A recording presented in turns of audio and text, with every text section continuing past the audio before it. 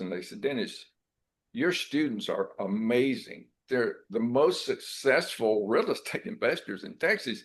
What do you do? How do you teach them? Why is it different from other gurus? And I said, well, it's easy. Welcome to another episode of Reframe for Resilience. Our guest today is Mr. Dennis Henson. Mr. Henson is an author and motivational speaker who says, all your dreams are possible as a byproduct of the habits that you form today. And of course, those habits lead to resilience. We'll also hear how he managed the challenge of dyslexia and also his dedication that led him to publish his book, Real Impact. Mr. Henson, welcome. Thank you, Dr. Douglas. I really appreciate you having me today. Well, I am just excited. I think our listeners will be really inspired by your story. So could you tell us the beginning of your journey? Could you share some of that with us? Sure, I'll be happy to. When I was a young man, we lived in the deep South, out in the country. We were very poor. My father had served in World War II and was wounded critically, and so we lived on a pension, a veteran's pension. So we just didn't have money to do things. I had a problem in school because I had a difficult time reading. I had dyslexia, which meant my brain scrambled the letters of the word. So I could be looking at one word and a different word would show up, and it made it hard to read. So that while the other students were reading, it was like pushing a wagon uphill for me. They were all walking and running uphill, and I was lagging behind, pushing that heavy wagon. Consequently, I really despised school. I just hated being there and being behind and being trapped. I was hyperactive. I wanted to be out playing. I mean, I loved playing football, and I was too small to play football, so I played in the band. So the only redeeming quality of the school was that it had a band, and I liked the band, and I played the drums. And I especially loved playing the drums and learning the rudiments. Unfortunately, I was the only drummer in the school that could read music or that played any rudiments. So I would kind of teach the others by rote, but I took it seriously and they didn't. So in the 9th grade, I was doing so poorly that my teacher called my mother to come up to the school, and they announced over the intercom for Dennis Henson to come to the office. Now that was very embarrassing.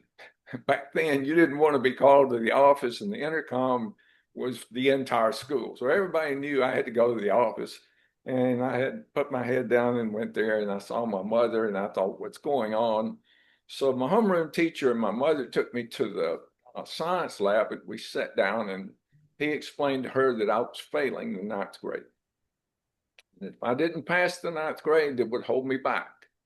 And the chances of me finishing high school were very low if that happened. So my mother made sure that I started taking books home and doing my homework. And I did enough to get by so that I actually passed the 9th grade, but I still had very poor grades. So one day I went to school, and you have to keep in mind that I didn't want to go to college. That was the last thing in my mind. I thought when I graduate, it'll be like summer forever. I'll be out of this. It's like prison. And so we didn't have any money. I didn't have any desire. My father wouldn't have let me go to college anyway, because I would be moving to another town. He wouldn't allow that. So, I mean, there was everything stacked against me even considering college. Hardly anybody from our little school went to college anyway. So another intercom announcement changed my life. the intercom said, after lunch, we're having assembly. So everybody come to the auditorium. And I thought, oh, that's wonderful. Come to the auditorium, no class this afternoon. Whatever it is going to be better than class. So the entire school gathered in the auditorium and they opened the curtains to the stage. And there was a band, college band. Well, you know, I hadn't seen a college band before. Those kids looked like grown-ups to me. And they played their spring concert, and I thought, well, that's okay. You know, I like marching stuff. So at the end of the concert, the band director, whose name was Walters, turned around and said, well, we brought a little treat for you today. We brought our marching drum section, and they would like to put on an exhibition. And Dr. Douglas, I don't know if you ever saw the movie Drumline. No, unfortunately, I haven't. Okay, back in 2002, they put on a movie called Drumline, and those drummers were doing in that movie something similar to what those Jacksonville State drummers did. And it was amazing. I mean, they were playing, all of them were playing rudiments, they were playing antiphonal, they were playing syncopation, they were even playing some funky stuff. And they were doing things with their sticks and their drums that I had no idea even existed. And when I saw that, my mind just exploded. I thought, oh my gosh, I've got to be part of that. I just love to be part of that. So I went to my band director and said, I want to be part of that drum section. You know, what do I have to do? And he laughed and he said, Dennis, if you want to be part of that drum section, you're going to have to go to college. And they're not going to let you in college with your grades. And I was just shocked. I thought, college? Well, if I change my grades, will they let me be in that drum section? He said, well, I can tell you if you don't, you never will. So, Dr. Douglas, that day the earth shifted under my feet. My direction changed. I knew I had to go to college. So school became a tool. It wasn't any longer something I dreaded. It was something that I needed. And several years later, I enrolled in Jacksonville State University. I became part of the drum section. And the next year, I became the section leader. So at that point, I learned something really valuable, and that's this. If you know what you want and you're willing to do anything it takes, whatever it takes to get there, it's going to be hard to stop you. So tell me, in college and thereafter, did you have any other intercom moments? I did. It's funny that you brought that up. When I became the section leader, everybody in the band knew me. The band was big. Jacksonville State University band, if you want to look it up on YouTube, it's still a powerful band, and it was back then. It was kind of ahead of its time.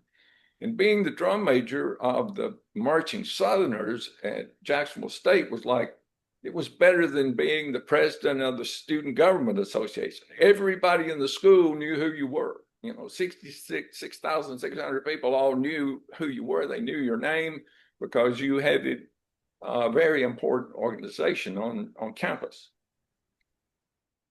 So when they had tryouts one day, I was out there with the drum section. I'd never thought about being the drum major. It had never crossed my mind. In fact, if it had crossed my mind, I couldn't do that anyway. Well, they had drum major tryouts, and there were 15 or 20 people trying out. So when they all finished, I had seen what they needed to do. I had watched them and I saw what they needed to do. And the drummer, and they said, is there anyone else that would like to try out? And there was silence, you know. And then the drummers got together and they pushed me out.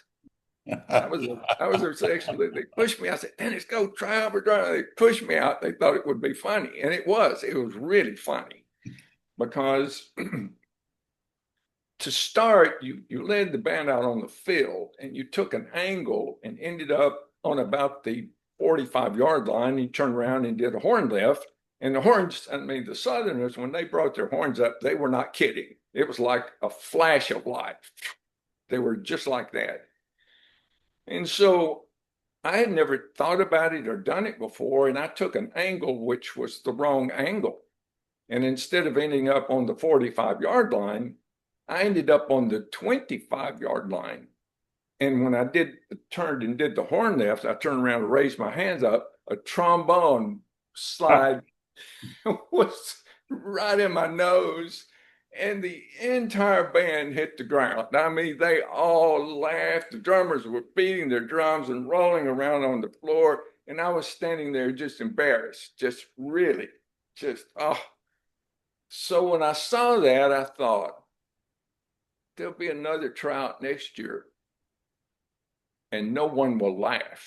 So tell us about your book and Oh, sure. you know, the dedication that you placed in doing that book, the real impact. And there was a real estate podcast in Houston, and they called me and they said, "Look, you're speaking all over the country. You're speaking at real estate groups. Would you be on our podcast?" And I said, "Well, yeah, sure." So they asked me a lot of questions, and then they got around to my students, and they said, "Dennis, your students are amazing. They're the most successful real estate investors in Texas. What do you do? How do you teach them? Why is it different from other gurus?" And I said, "Well, it's easy. I have them change their habits. If they can form good habits, they will become successful. Successful habits result in success." And then he said, "What's the number one success habit?"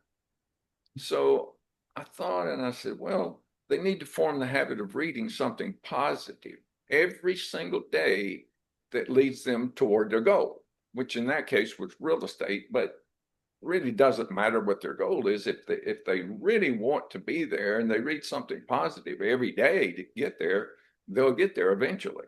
So after the podcast, I thought, that was really the right answer. Wouldn't it be wonderful if there was some kind of a tool that could help people form that habit? And then it hit me. It was almost like it almost knocked me over. It was like somebody punched me. "Dennis, you've been collecting success books for 50 years, motivational quotes, stories, and poems. You can put a book together that makes it easy to form this habit regardless of the time. If they have 5 minutes, they can read a poem. If they have a few seconds, they can read a quote. If they have an hour at the airport, they can read one of the accompanying books, that list of books that I have that really are motivational."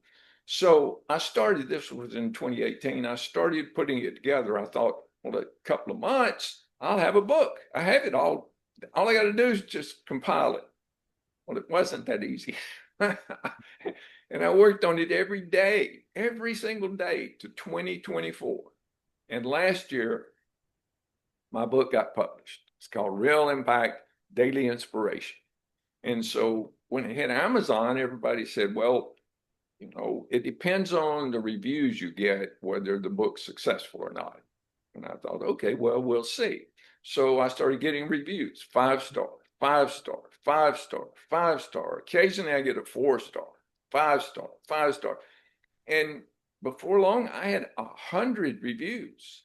Now, if you look on Amazon and look how many books have 100 reviews with a 5-star rating, you're not going to find many because it's not easy to do, which simply says the book must be pretty good. Well, it is, but it's not because of me. The stories and quotes and poems I put in there were great. I mean, they were already good. I couldn't fail. I just had to put them in a logical order. And I had to do some research on some of the stories. I had to get some permissions. It took a lot of work. But, Dr. Douglas, I didn't write this book to make $1 million. I wrote it to help 1 million people. Because like Zig Ziglar says, if you can help enough people get what they want, you'll get what you want.